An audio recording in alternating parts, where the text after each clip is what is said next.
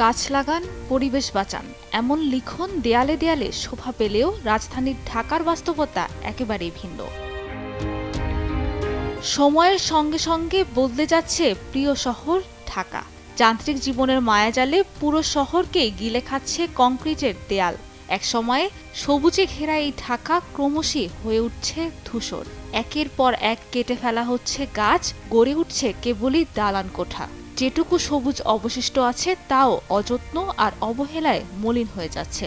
বিশুদ্ধ বাতাস আর বুক ভরে নিঃশ্বাস নেওয়াটাই যে কঠিন হয়ে পড়ছে দিন দিন। সড়ক দ্বীপ বা সড়ক আইল্যান্ড, রোড আইল্যান্ড যেটা, এটা আসলে পর্যাপ্ত গাছও নেই এবং গাছ থাকলেও সেগুলো মুমূর্ষু অবস্থায় আছে। আগে অনেকগুলো গাছ ছিল, বড় বড় গাছ ছিল, তো ওটা এই এলিভেটর এক্সপ্রেসওয়ের জন্য অনেকটা ওই গাছ কেটে ফেলাতে সেখানে প্রায় মরুভূমির মতো অবস্থা হয়ে গেছে। যদি কেউ গাছ কাটে তাহলে সরকারের পারমিশন নেওয়া লাগে, কিন্তু বাংলাদেশে এরকম কোনো পরিকল্পনা বা এরকম করা হচ্ছে বলে আমার মনে হয় না।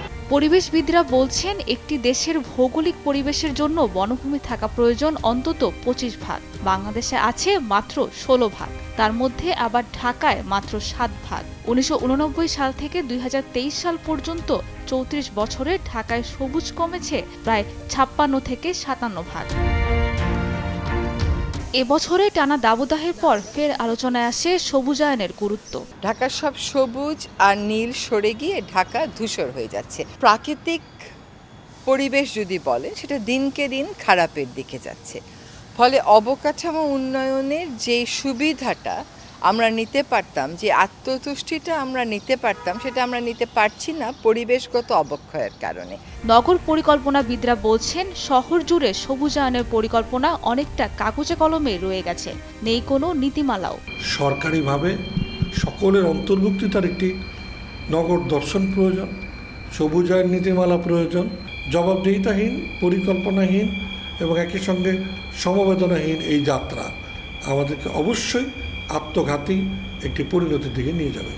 নগরায়নের সরকারি পরিকল্পনায় সবুজের সঠিক অন্তর্ভুক্তি না হলে ভবিষ্যতে আরও ভয়াবহ বাস্তবতার মুখোমুখি হতে হবে বলে সতর্ক করেন এই নগর পরিকল্পনাবিদ।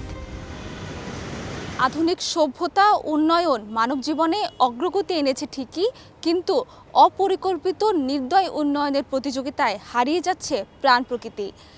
ইট পাথরের এ নগরীতে বুক ভরে নিঃশ্বাসটুকু নেয়ার যেন কোনো সুযোগ নেই।